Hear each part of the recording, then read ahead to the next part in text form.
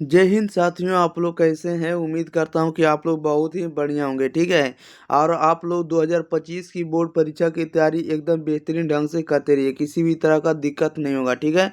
तो आज की इस वीडियो में हम लोग क्लास 12 के होम साइंस के टॉप 10 VVI सब्जेक्टिव क्वेश्चन को आपको इस वीडियो में कंप्लीट कराने वाले हैं। ऑब्जेक्टिव तो बहुत सारा आपको हम वीडियो प्रोवाइड कर दिए हैं, जिसमें से आपको प्लेलिस्ट में आपको चैप्टर वाइज आपको देखने को मिल जाएगा।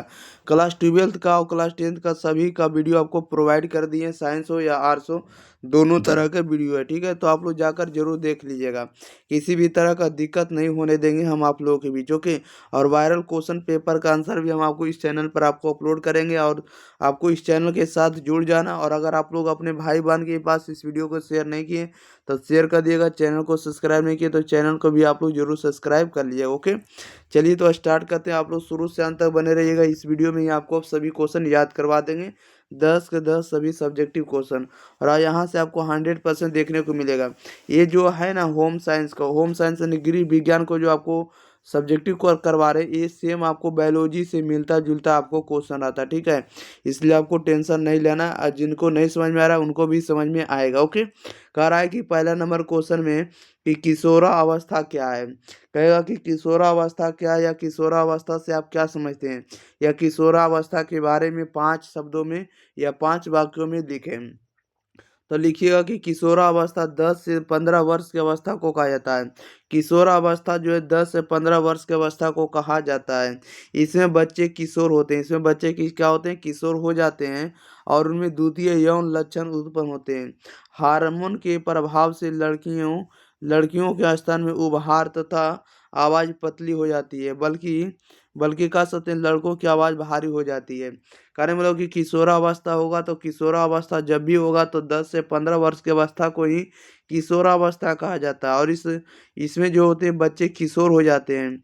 और साथ ही साथ बालक में जब बात करते हैं तो बालक में जो अगर किशोरावस्था में बालकों में क्या होता है, तो आप लोग समझ रहे हैं कि आवाज़ का जो भारी होना है किसके कारण होता है, किशोरावस्था के कारण होगा।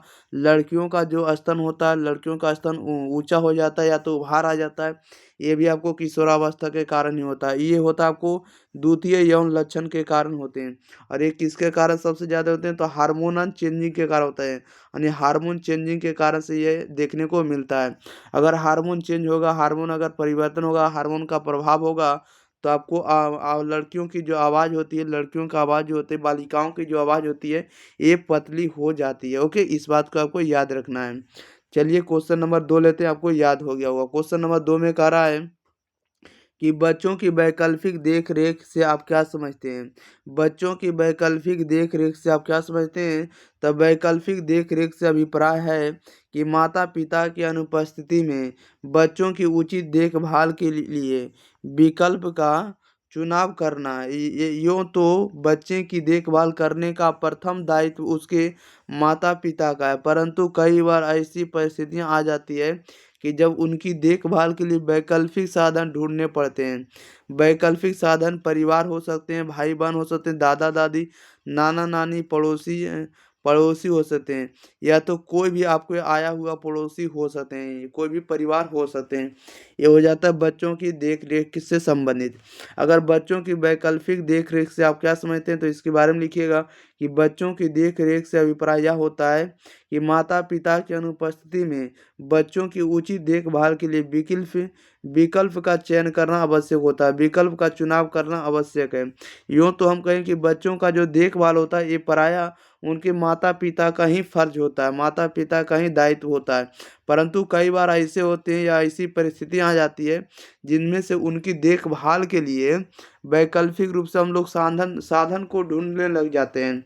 आप वैकल्पिक साधन के रूप में या तो हो सकता है परिवार, हो सकता है आपका अपना भाई बहन, हो सकता है या तो दादा दादी हो सकते हैं, या तो नाना नानी हो सकते हैं, या तो आस पास के पड़ोस भी हो सकते हैं। ठीक है। इस तरह से आपको सेकेंड नंबर का उत्तर आपको देना है। क्वेश्चन नंबर देखिएगा, थर्ड नंबर कह रहा है कि शिशु सदन, सदन को हम लोग क्रेच कहते हैं।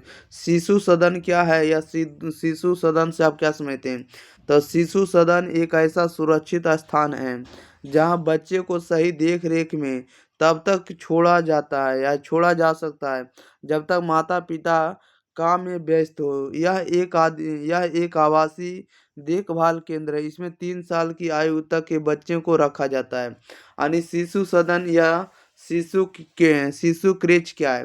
तो शिशु सदन एक ऐसा सुरक्षित स्थान है जहाँ बच्चे को सही देख रेख में तब तक छोड़ा जा सकता है जब तक माता पिता काम में व्यस्त हो। यह एक आवासीय देखभाल केंद्र है, इसमें 3 साल की आयु तक के बच्चे को रखा जाता है, उसे हम लोग शिशु सदन केंद्र के नाम से जानते हैं। अगला नंबर है 4 नंबर का रहा है कि चलते फिरते शिशु सदन क्या होता है? चलते फिरते शिशु सदन क्या होता है? तो वह शिशु सदन जिसे एक स्थल से दूसरे स्थल पर ले जाया जाता है, उसे चलते फिरते शिशु सदन कहा जाता है। मजदूरी करने वाली महिलाओं के लिए कार्यस्थल पर ही चलते फिरते शिशु सदन बनाया या बना दिए जाते हैं। ठीक है न? इसमें बच्चों की देखभाल के लिए निम्न मध्यम वर्गीय प्रशिक्षित कार्यकर्ता होते हैं। ओके, इस बात को आपको याद रखना है। और इसमें देखिए एक बार और रिपीट करना चाहेंगे कि चलते फिरते जो शिशु सदन होते हैं, वो सदन होते हैं जिसमें से एक स्थल से दूसरे स्तर पर ले जाया जाता है, उसे चलते फिरते शिशु सदन कहा जाता है।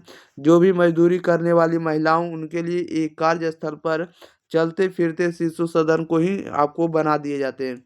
इनमें बच्चों की देखभाल के लिए निम्न मध्यम वर्गीय प्रशिक्षित कार्यकर्ता होते हैं इसमें से। ठीक है ना?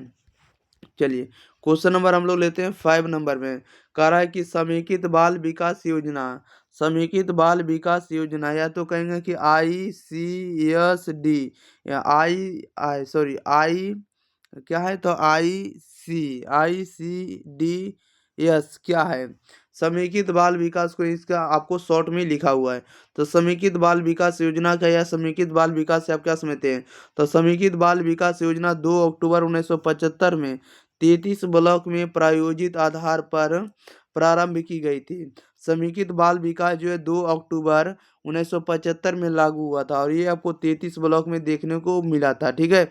और यह योजना जो भारत सरकार के सौजन्य से मानव संसाधन विकास मंत्रालय तथा महिला एवं बाल विकास विभाग द्वारा चलाई जा रही है। वर्तमान समय में हम बात करें कि देश में लगभग 2761 स्वीकृत ICDS यानी समेकित बाल विकास योजनाएं चालू है। ठीक है? या तो इतनी परियोजनाएं हैं जिनसे लाखों माताएं एवं बच्चे लाभ उठा रहे हैं। ओके, याद रखिएगा इतना बात को। नेक्स्ट क्वेश्चन नंबर लेते हैं, अगले नंबर। अब देखिए इसका लक्ष्य का जब बात करेगा कि इसका लक्ष्य क्या है, समेकित बाल विकास योजनाएं के प्रमुख उद्देश्य या तो इसके प्रमुख लक्ष्य समूह। तो 0 से 6 वर्ष तक की आयु के बच्चों के स्वास्थ्य तथा आहार की स्थिति में सुधार करना चाहिए और बच्चों में मनोवैज्ञानिक, सामाजिक तथा शारीरिक विकास की नींव रखना और कुपोषण, मृत्यु, अस्वस्थता तथा विद्यालय छोड़ने की दर में कमी लाना और साथ ही साथ विटामिन और फूड सप्लीमेंट खरीदे। और अगला है आपके पास कि समेकित बाल विकास योजना के लक्ष्य समूह के लिए क्या होगा कि 0 से 6 वर्ष के, ये अगला नंबर पॉइंट है। ठीक है ना? अगला नंबर इसका आंसर आपका है कि 0 से 6 वर्ष की आयु के बच्चे होने चाहिए।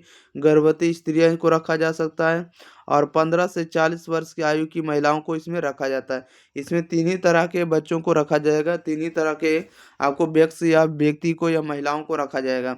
0 से 6 वर्ष के जो बच्चे रहेंगे उनको रखेंगे, गर्भवती महिला को या तो स्त्रियों को रखेंगे, और 15 से 40 वर्ष की जो भी आयु वर्ग की महिलाएं हैं उनको रखा जाएगा समेकित बाल विकास योजना के अंतर्गत। अगला नंबर है कि नर्सरी स्कूल या बालवाड़ी क्या है? या तो इसी को आंगनबाड़ी भी कहा जाता है। नर्सरी स्कूल या बालवाड़ी क्या है? तो नर्सरी स्कूल या बालवाड़ी का मुख्य उद्देश्य होता है कि बालक को स्कूल जाने के लिए तैयार करना है। यहाँ बच्चों को अनौपचारिक तरीके से शिक्षा दी जाती है, उसे कहानियाँ, गीत, चित्रकला आदि के माध्यम से शिक्षा दी जाती है। खेल खेल में बालक प्रारंभिक प्रत्ययों को सीख लेता है। क्या है? तो प्रारंभिक प्रत्ययों को सीख लेता है। बालक के अंदर छिपी प्रतिभा को पहचानने और उभारने का अवसर मिलता है। ओके, नर्सरी स्कूल या बालवाड़ी क्या है? तो नर्सरी स्कूल या बालवाड़ी का जो मुख्य उद्देश्य होता है बालक को स्कूल जाने के लिए तैयार करना। यहाँ बच्चों को अनौपचारिक तरीके से शिक्षा दी जाती है, उसे कहानियाँ, गीत, चित्रकला आदि के माध्यम से शिक्षा दी जाती है। खेल खेल में बालक को प्रारंभिक माध्यम से या प्रारंभिक प्रत्ययों को हम लोग उसको सिखा देते हैं या सीख जाता है। बालक के अंदर छिपी प्रतिभा को पहचानने और उभारने के लिए उनको अवसर अवसर मिलता है। ठीक है, नर्सरी स्कूल या तो आंगनबाड़ी में जिसको कहते हैं। अगले नंबर है कि बालवाड़ी का कार्य क्या है। तो बालवाड़ी का कार्य क्या है इसके बारे में लिखना, बालवाड़ी के प्रमुख कार्यों को लिखना रहेगा या नर्सरी स्कूल के प्रमुख कार्य लिखना रहेगा। तो बालवाड़ी के 4 कार्य निम्नलिखित है। पहले नंबर, उनमें बच्चे चित्रकारी करना सीखते हैं। उनमें बच्चे जो है पहले चित्रकारी करना सीखते हैं। बच्चे एक दूसरे को वस्तुएं देना तथा संपर्क करना सीखते हैं। यानी पहला नंबर है बच्चे जो है चित्रकारी यानी पेंटिंग करना सीख जाते हैं, चित्र बनाना सीख जाते हैं। बच्चे एक दूसरे को वस्तुएं देना और संपर्क करना सीखते हैं।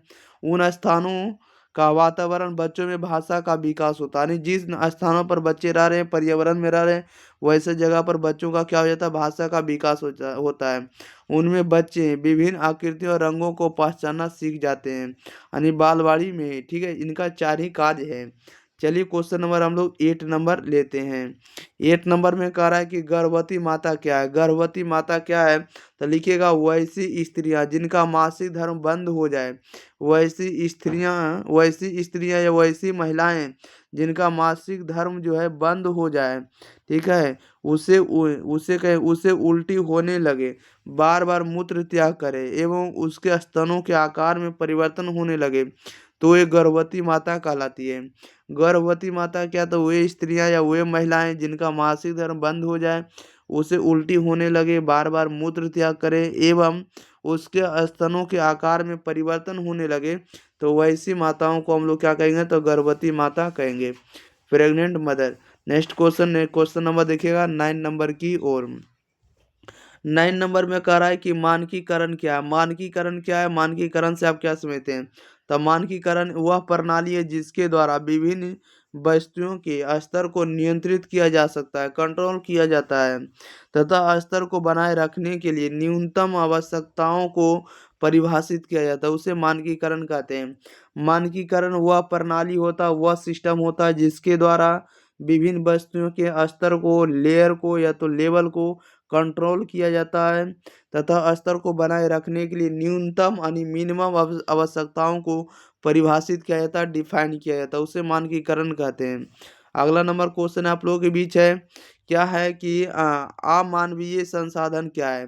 अमानवीय संसाधन क्या है, तो वह संसाधन जिसका निर्माण तो मनुष्य करता है, वह संसाधन जिसका निर्माण तो मनुष्य करता है परंतु वह बिना मनुष्य के सहयोग के कार्य करता है, उसे उसे अमानवीय संसाधन कहा जाता है। जैसे जैसे रोबोट हो गया, मशीन हो गई, इत्यादि जो भी होगा अमानवीय संसाधन के उदाहरण है। ओके, अमानवीय संसाधन है तो वह संसाधन जिसका निर्माण तो मनुष्य करता है परंतु वह बिना मनुष्य के सहयोग के कार्य करता है, उसे अमानवीय संसाधन कहा जाता है।